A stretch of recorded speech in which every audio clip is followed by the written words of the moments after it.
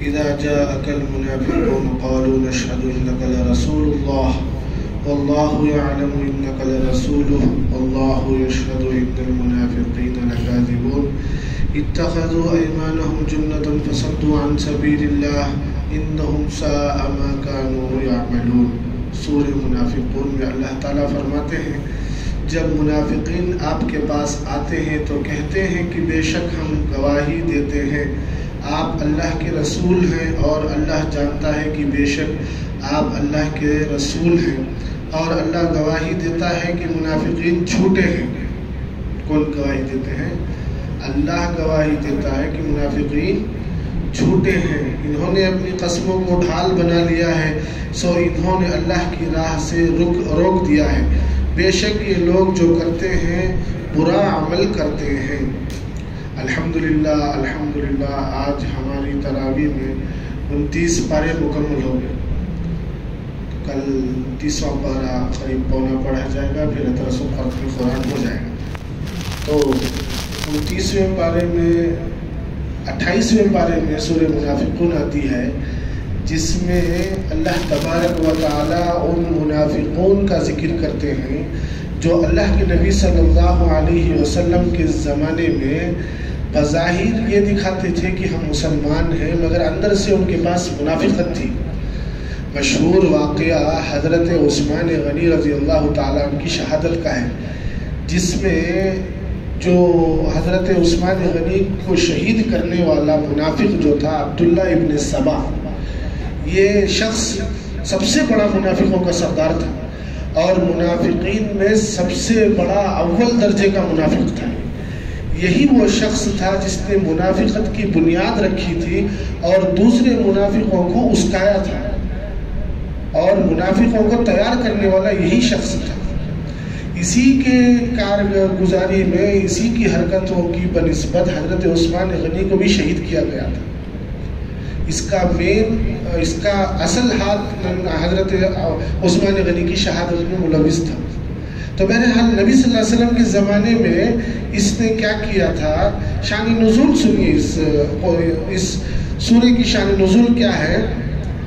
با اختلاف قول مفسرین اکرام شعبان کی 5 ہجری یا 6 ہجری میں غزوہ بنو مستلقہ کے موقع پر پیش آیا ہے، یعنی اس کا نزول اس صورت کا۔ نبی کریم صلی اللہ علیہ وسلم کو یہ خبر ملی کہ بنی مستلقہ کے رئیس حارث بن زرار آپ صلی اللہ علیہ وسلم کے خلاف جنگ کی تیاری کر رہا ہے۔ یہ حارث بن زرار کون ہیں؟ ان کی بیٹی حضرت جویریہ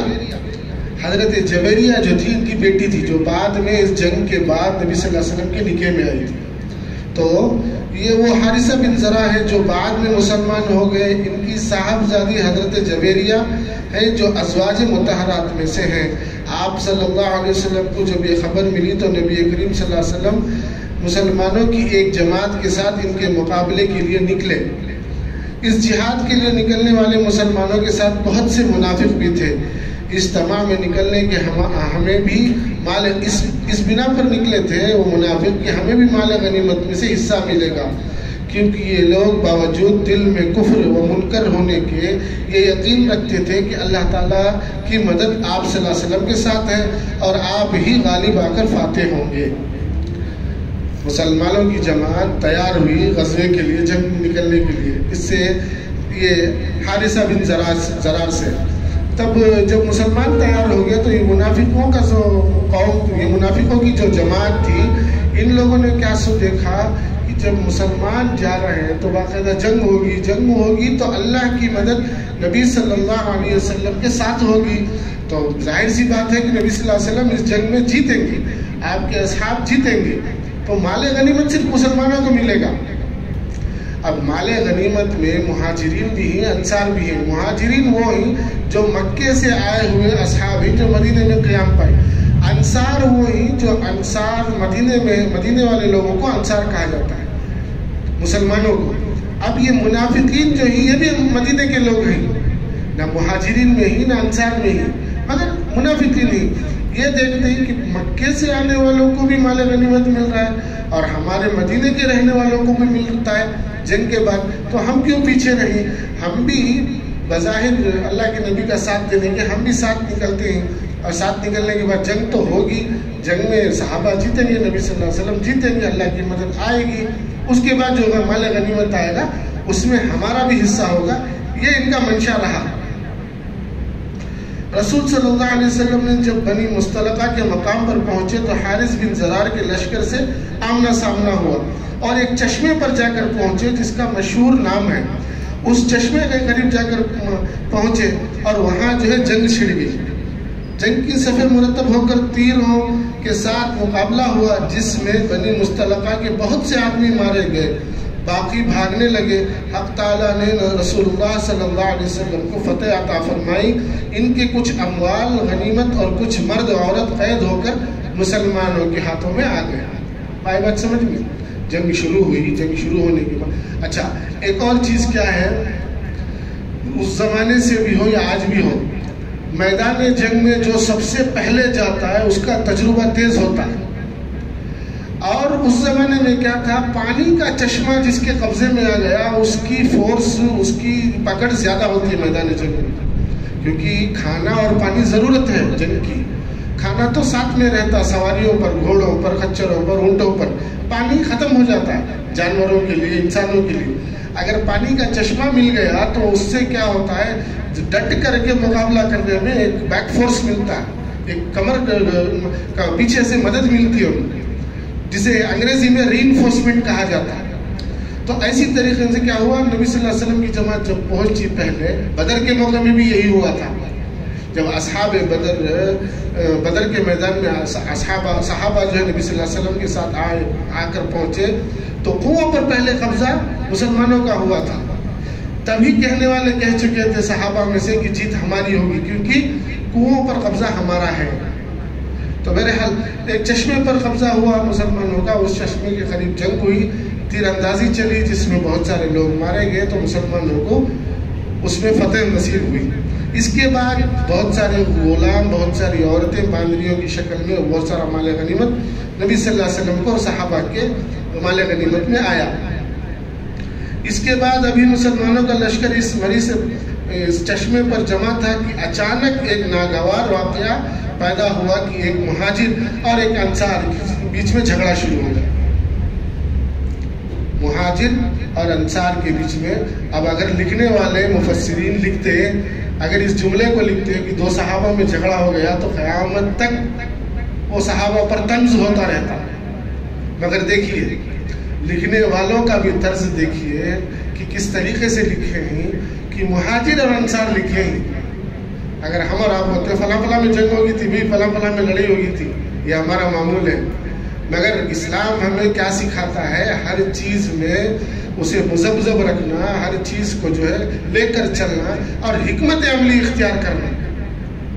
بعض کتابوں میں، احادیث کی کتابوں میں کئی ایسے صحابہ ہیں جن کی احادیث روایتیں موجود ہیں، مگر فضائل عمل میں آپ لوگ سنے ہوں گے، جب پڑھا جاتا ہے تو کبھی کبھار کسی صحابی کا نام لے لیا، ان صحابی کا نام لینے کی وجہ کہتے ایک صحابی سے روایت نقل ہے، وہ وجہ کیا ہوتی ہے کہ بعد میں وہ صحابی مرتد ہو چکے ہوتے ہیں۔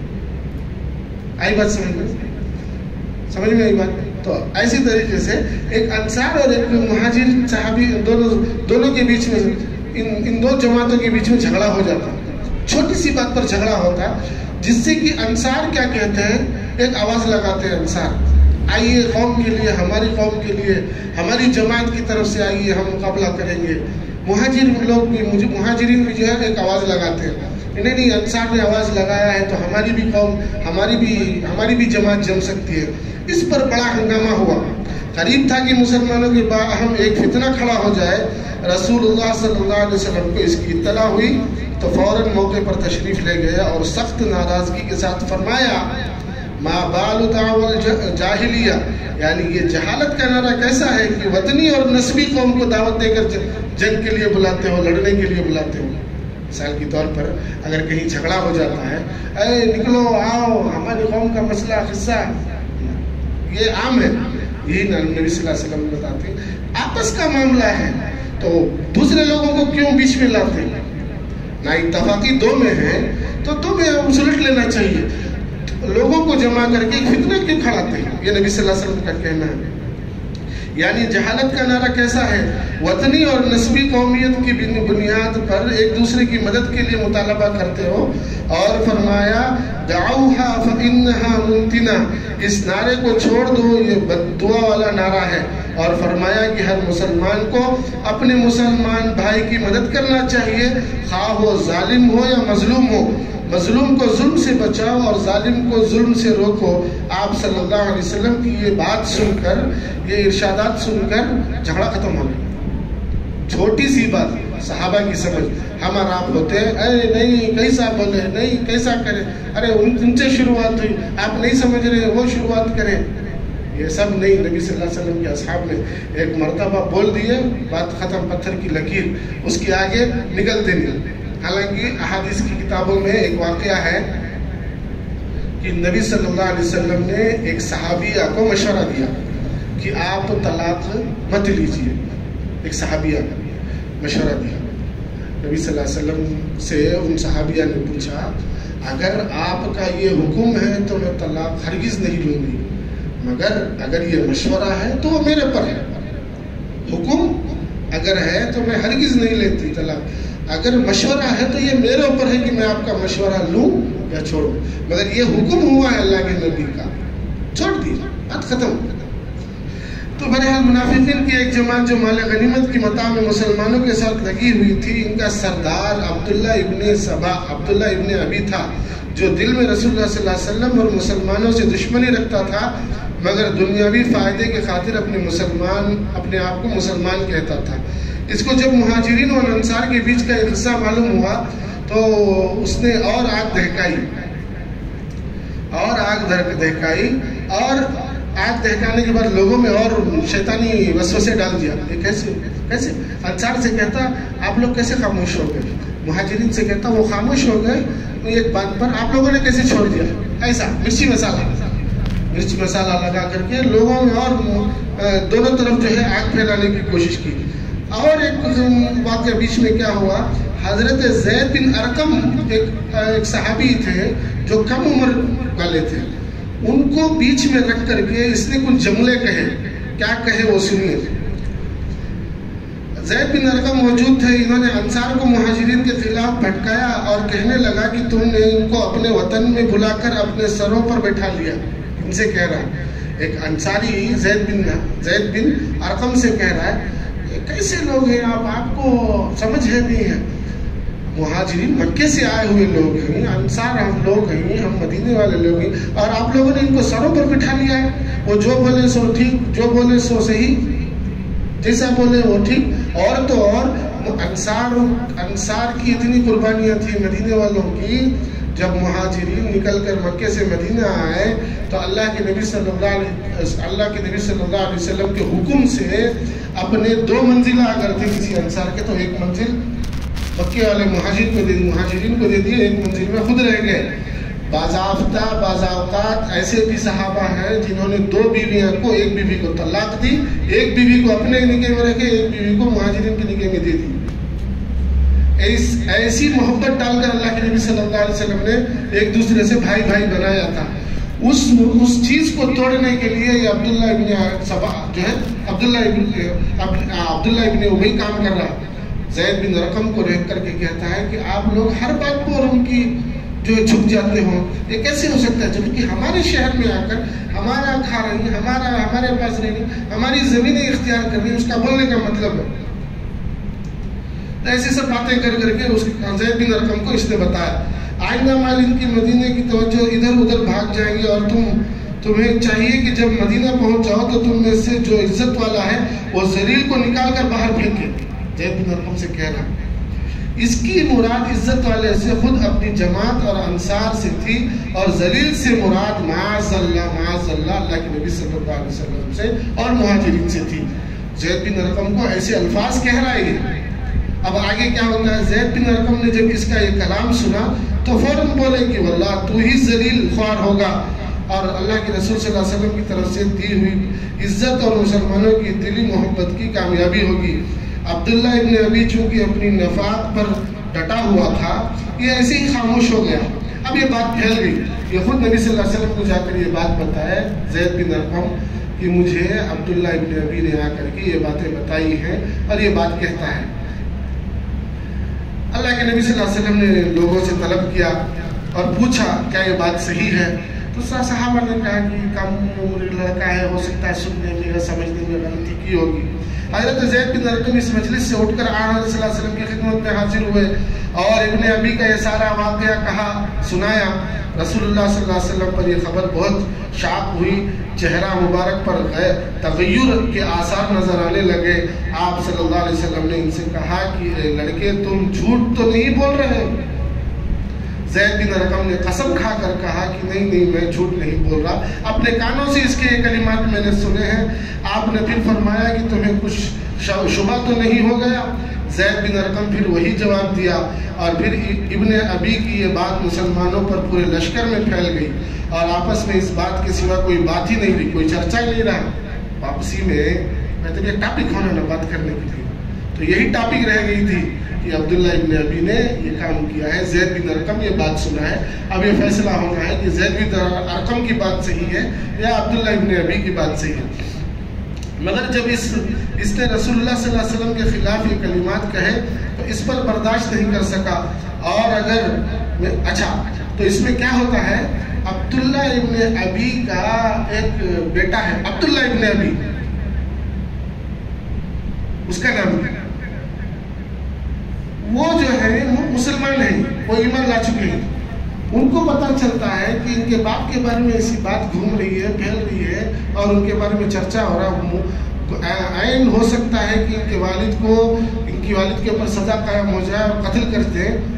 تو یہ صحابی کیا کرتے ہیں، عبداللہ ابن ابی کے فرزند یہ جاتے ہیں اللہ کے نبی صلی اللہ علیہ وسلم سے اجازت لیتے ہیں، اگر آپ کو میرے باپ کا سر چاہیے تو آپ حکم دیجئے، میں ابھی لاتا ہوں۔ یہ دیکھو کیا محبت ہے۔ صحابہ جو کہتے تھے، حدیث میں ہم لوگ سنتے ہیں، براہ راست سنتے ہیں یہ باتیں کہ صحابہ کہتے تھے کہ میری جان، میرا مال، میرے ماں باپ، میرا سب کچھ آپ پر قربان، یہ ایسے نہیں کہتے تھے۔ یہ اس کی دلیل ہے، ایک منافق کا بیٹا اللہ کے نبی صلی اللہ علیہ وسلم سے کہہ رہا ہے میرا باپ سچا ہے جھوٹا ہے آپ جانتے ہیں، اللہ جانتا ہے، مگر اگر آپ کو میرے باپ کا سر چاہیے تو میں ابھی لا کر دیتا ہوں، آپ حکم کیجیے۔ ایک مرتبہ ایک اور واقعہ صحابی کا یاد آیا، صحابہ کا مجمع بیٹھے ہوئے تھے اللہ کے نبی صلی اللہ علیہ وسلم، تو ایک صحابی آ کر کہتے ہیں میں آپ کو بہت چاہتا ہوں، پوری دنیا میں سب سے زیادہ، میرے ماں باپ سے زیادہ۔ اللہ کے نبی کہتے ہیں اچھا کیا کر سکتے ہیں میرے لیے؟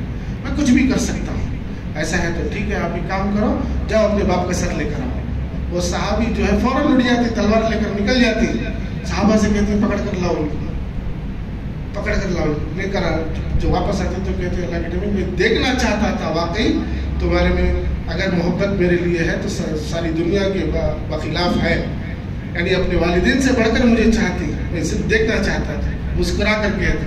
تو ویسا ہی حکم ہوا کہ یہ بھی گزرا۔ تو فاروق اعظم اس کلام کی خبر عبداللہ بن ابی منافق کے بیٹے کو پہنچی، ان کا نام بھی عبداللہ تھا جیسا میں نے بتایا، وہ مسلمان تھے۔ فوراً حضرت صلی اللہ علیہ وسلم کی خدمت میں حاضر ہوئے اور عرض کیا اگر آپ کا ارادہ میرے باپ کو ان کی اس گفتگو کے نتیجے میں قتل کرنا، جیسا کہ میں بتایا وہ واقعہ گزرا، مگر اللہ اور رسول کے خلاف ان کی بھی کوئی چیز برداشت نہیں ہو سکتی، اور مجھے یہ خطرہ ہے کہ اگر اپنی کسی اور کو میرے باپ، اچھا حضرت عبداللہ ابن ابی کے بیٹے کہتے ہیں کہ اگر میں میرے باپ کو مار کو لا لیا تو مجھے کوئی پریشانی نہیں رہتی، اس کا قصوروار میں رہتا ہوں، اگر کوئی دوسرا مار دیا تو پھر مجھے ساری زندگی ندامت رہتی ہے کہ میرے رہتے ہوئے میرے باپ کو کسی نے مارا۔ ایمان کا جذبہ دیکھیے کیسا ہے۔ باپ حضرت ابو بکر کا ایک واقعہ یاد آیا، حضرت غالباً میں سمجھتا ہوں حضرت ابو بکر اور حضرت عبداللہ ابن ابو بکر دونوں باپ بیٹے ہیں، ایک مرتبہ کھانا کھا رہے تھے، کھاتے کھاتے حضرت عبداللہ ابن ابو بکر کہتے ہیں کہ ابا حضور ایک مرتبہ کا قصہ یاد ہے کہ ہم لوگ جنگ کر رہے تھے، میں قریش مکہ کی صف میں تھا، آپ مسلمانوں کے لشکر میں تھے، ہمارا آمنا سامنا ہوا تو میری تلوار کہ نیچے آپ کی گردن آ گئی تھی، میں باپ سمجھ کر میں نے تلوار ہٹا لی۔ حضرت ابوبکر کہتے ہیں اگر میں ہوتا اور میری تلوار کے نیچے تیری گردن ہوتی تو میں یہ نہیں دیکھتا کہ تو میرا بیٹا ہے، میں یہ دیکھتا کہ تو مسلمانوں کے خلاف کھڑا ہوا ایک جو ہے غیر ایمان والا ہے، ایک قریشی ہے، ایک منافق ہے، ایک بغیر ایمان والا آدمی۔ کیونکہ ہم جو جنگ کرتے ہیں وہ اللہ اور اللہ کے رسول کے حکم کے مطابق ہوتا ہے، ہمارے میں رشتہ کچھ نہیں۔ فرمایا کل قیامت کے دن جب حشر کے میدان میں اٹھایا جائے گا، کون کسے پہچانے؟ کون کسے پہچانے؟ کوئی کسی کو، نہ باپ بیٹے کو، نہ ماں بیٹی کو، نہ بھائی بھائی کو، نہ بہن بہن کو، کوئی رشتہ نہیں پہچانا جائے گا۔ دنیا میں جو زندگی ہوتی ہے، یہ زندگی کی جو نچوڑ بنانا ہے وہ آخرت بنانے کے لیے بنانا ہے، تو وہ بنانے میں یہاں رشتہ داری ہے۔ اللہ تعالیٰ یہاں فرماتا ہے کہ یہاں رشتہ دار کو توڑنا نہیں، یہاں رشتہ داری توڑنا نہیں، یہ رشتہ داری توڑنا بڑا گناہ ہے، سب صحیح ہے، مگر یہ رشتہ داری وہاں کام نہیں آنے والی۔ حشر کے میدان میں کوئی کسی کو نہیں پہچانے گا، نفسی نفسی کا عالم، انبیاء تک پریشان رہیں گے، انبیاء تک۔ حضرت ابراہیم علیہ السلام سے لوگ جا کر کہیں گے آپ سفارش فرما دیجئے ہماری، اللہ بڑے جلال اور غصے میں ہیں، آج کسی کا بیڑا پار نہیں ہونے والا، آپ سفارش کر دیجئے۔ حضرت ابراہیم بولتے میرے سے نہیں ہوتا۔ خلیل جن کو لقب دیا گیا، حضرت ابراہیم کہتے نہیں میرے سے نہیں ہوگا، آپ ایک کام کیجیے موسیٰ کے پاس جائیے۔ موسیٰ کہتے ہیں کلیم اللہ نہیں میرے سے بھی نہیں ہوگا، آپ عیسیٰ کے پاس جائیے۔ عیسیٰ کہتے ہیں نہیں یہ میرے سے بھی نہیں ہوگا۔ اب انبیاء کا قصہ ہے، یہ انبیاء کہہ رہی ہیں ایک ہی وہ واحد شخصیت ذات ہوگی، نبی صلی اللہ علیہ وسلم ہمارے اور آپ کے آقا فرمائیں گے کہ میں سجدہ ریز ہو جاؤں گا میری امت کے لیے، اور اللہ سے مانگتا رہوں گا جب تک کہ اللہ معاف نہ کر دے، میں اپنے سر کو سجدے سے نہیں اٹھاؤں۔ شفاعت کبریٰ، شفاعت، تو یہ بات کیا۔ تو بہرحال اس کے بعد کیا ہوتا ہے کہ عبداللہ ابن سبا کا جرم ظاہر ہوتا ہے۔ مدینہ پہنچنے سے پہلے یہ بات واضح ہو جاتی ہے کہ عبداللہ ابن سبا ایک مکر اور ایک چال چل رہا تھا۔ نبی کریم صلی اللہ علیہ وسلم نے ابن ابی کی قسم اور حضور کو قبول کر لیا۔ یہ قسم بھی کھاتا آ کر کے اللہ کے نبی کے سامنے، میں سچا ہوں، نہیں آپ میری بات مانیے، میں قسم کھاتا ہوں، میں زید بن ارقم سے کہا وہ ایسا نہیں کہا، وہ ایسا کہا، یہ کہا وہ کہا، بات کو بنا کر نکل جاتا ہے۔ اور نبی صلی اللہ علیہ وسلم کے آگے میں قسم بھی کھاتا ہے۔ زید بن ارقم کا غصہ اور ان کی ملامت اور تیز ہو گئی، اور یہ اس کی رسوائی کے سبب لوگوں سے چھپ رہنے لگے۔ پھر رسول اللہ صلی اللہ علیہ وسلم نے پورے لشکر اسلام کے ساتھ پورے دن بھر، اب کیا ہوتا ہے نبی صلی اللہ علیہ وسلم یہ جب ٹاپک دیکھ لیتے ہیں پورے لشکر میں یہی چل رہا ہے کھچڑی، اللہ کے نبی فرماتے چلو سفر کریں، اٹھو نکلو۔ رات چلتی، دن چلتی، پھر دوپہر بھی چلا کر کے رکاتی تو تھک ہو جاتی، صحابہ سو جاتی، پھر اٹھتے ہی چلو۔ اب یہ کھچڑی پکتی رہی تو ہو سکتا ہے پھر لڑائی شروع ہو جائے۔ دور اندیشی دیکھیے نبی صلی اللہ علیہ وسلم تو صحابہ کو لے کر کے رسول اللہ صلی اللہ علیہ وسلم آگے بڑھے۔ رسول اللہ صلی اللہ علیہ وسلم کے عام سفر کرنے کی عادت کے خلاف فوری طور پر سفر شروع کرنے پر اور پھر سفر کو اتنا طویل کرنے کا مقصد یہ تھا کہ ابن ابی کے واقعے کا چرچا جو تمام مسلمانوں میں پھیل گیا تھا، مسلمانوں کے سفر کے ایسے شغل میں لگا دیا کہ چرچا ختم ہو جائے۔ اس کے بعد پھر رسول اللہ صلی اللہ علیہ وسلم نے سفر شروع کیا۔ اسی دوران میں جب تک ابن ابی کے بارے میں قرآن کی یہ آیت نازل ہوئی تھی تو عبادہ بن صامت رضی اللہ تعالیٰ نے اس کو نصیحت کی کہ تو خود جا کر کے اللہ کے نبی صلی اللہ علیہ وسلم کی حاضری میں حاضر ہو کر جرم کا اعتراف کر لے، تو رسول اللہ صلی اللہ علیہ وسلم تیرے لیے استغفار فرما دیں گے، تیری نجات ہو جائے گی۔ ابن ابی نے ان کی نصیحت سن کر اپنا سر اس طرف سے پھیر لیا۔ پھر حضرت عبادہ نے اسی وقت فرمایا کہ ضرور تیرے اس اعراض کے بارے میں قرآن نازل ہوگا۔ ادھر رسول اللہ صلی اللہ علیہ وسلم سفر میں تھے اور زید بن ارقم بار بار آپ صلی اللہ علیہ وسلم کے قریب آتے تھے، کیونکہ ان کو اپنی جگہ یقین تھا کہ یہ شخص منافقین میں سے ہے۔ منافق نے مجھ پر پوری قوم میں جھوٹا قرار دے کر رسوا کیا ہے. ضرور میری تصدیق اور اس شخص کی نکیر میں قرآن نازل ہوگا. ان کو یقین ہو رہا ہے زید بن ارقم کو، جن کے بارے میں صحابہ گمان کرتے ہیں چھوٹی عمر والے ہیں، ان کی بات کا کیا بھروسہ. پھر بھی ان کو یقین تھا کہ اللہ تعالیٰ ضرور پانی کا پانی، دودھ کا دودھ اور پانی کا پانی کریں گے. تو وقت ہوتی پھر تو اچانک کیا ہوتا ہے، اللہ کے نبی صلی اللہ علیہ وسلم پر سفر ہی میں اونٹنی جو ہے بیٹھنے لگتی ہے وزن کی بوجھ کی وجہ سے. اللہ کے نبی صلی اللہ علیہ وسلم کے جسم میں تھر سے پسینہ اترنے لگتا، چہرہ سرخ ہونے لگتا، وہی کے آثار نظر آتے ہیں. تو فوراً وہی آیتیں اور یہ صورت نازل ہوتی ہے جس پر اللہ کے نبی صلی اللہ علیہ وسلم فرماتے ہیں کہ اس کے بارے میں کھلی دلیل اللہ کی طرف سے آ گئی کہ یہ منافق ہے، اس نے یہ حرکتیں کی ہے. اس روایت سے معلوم ہوا کہ سورہ منافقون دوران سفر ہی میں نازل ہو گئی تھی، مگر بعض روایت میں ہے کہ حضرت صلی اللہ علیہ وسلم مدینہ طیبہ پہنچ گئے اور زید بن ارقم کی رسوائی کے خوف سے گھر میں چھپ کر بیٹھے رہے، اس وقت یہ صورت نازل ہوئی. تو بھی روایتیں ہیں. بہرحال مسلمانوں کو ان کے بارے میں براہ راست آگاہ کر دیا گیا کہ یہ لوگ تمہارے بیچ میں منافقین ہیں، ان سے تمہارا میل جول بہت باریکی سے ہونا چاہیے. وہاں سے پتہ چل گیا سب کو کہ ہمارے بیچ میں ایک ایسی جڑ پکڑ رہی ہے جو آگے چل کر کے اگر اللہ کے نبی چاہتے ہیں صفحہ ہستی سے مٹا سکتے تھے ان کو، مگر ان میں بعض لوگ ایک بات دیگر ایمان میں لائے، جو نہیں لائے وہ ایمان سے خارج ہوئے. یا تو حضرت عثمان غنی کی شہادت کے بعد کتابوں میں تاریخ اسلام میں آتا ہے کہ چند کو پکڑا گیا. وہ حضرت عثمان غنی کا بھی شہادت کا بڑا مشہور واقعہ ہے جس میں یہ لوگ 300 یا 3000 کچھ نہیں ہے، ہزاروں کی تعداد میں تھے، یہ لوگ ہزاروں کی تعداد میں تھے. عبداللہ ابن زبیر اور حضرت امام حسین،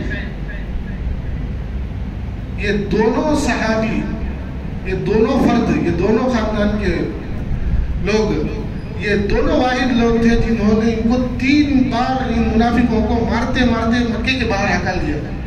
جب حضرت عثمان غنی پر حملہ ہوا، غالباً ہزاروں کی تعداد میں تھے یہ لوگ، 1000 کے قریبی کی تعداد میں تھے.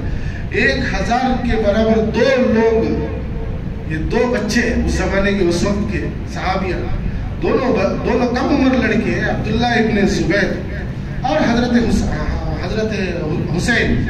حسن تو حضرت حسن کی زندگی امامت میں، خطابت میں، درس و تدریس میں گزری، جنگ و جدال میں کبھی نہیں اترے. اور حضرت علی کی وصیت تھی کہ حسن جو ہی وہ یہی کریں گے، مسجد، محراب، درس و تدریس، قال اللہ قال رسول. حسین جو ہے تلوار لے کر میدان میں اتریں گے، کیونکہ حضرت حسین جو تھے وہ جنگجو تھے، اپنے باپ جیسے، حضرت علی جیسے لڑنے کی طاقت اور صلاحیت تھی ان میں. تو یہ دونوں عبداللہ ابن زبیر اور حضرت حسین جو ہیں، یہ دونوں نے 3 بار ان بلوائیوں کو جو حضرت عثمان غنی کی شہادت کے شہید کرنے کے لیے 3 بار ان کو مارتے مارتے ڈھکیلتے ان کو مکے کے باہر ڈھکیل دیے تھے. 4تھی بار جب آئے اتفاقاً سے پیچھے سے آ گئے، جس سے حضرت عثمان غنی کو شہید کیا. جب وہ قرآن شریف کی تلاوت کر رہے تھے جس پر ان کے خون کے چھینٹے بعض پرنٹوں میں آج بھی دیکھا جاتا ہے، سورہ بقرہ پڑھ رہے تھے جہاں پر ان کی خون کے نشانات پڑے تھے. تو بہرحال اللہ تعالیٰ ہمیں ان واقعات سے عبرت لے کر کے ہمیں سیکھنے کی، عمل کرنے کی توفیق عطا فرمائے، اور اللہ تعالیٰ ہمیں صحیح راستے میں دین کی سمجھ عطا فرمائے. وآخر دعوانا الحمدللہ رب العالمین.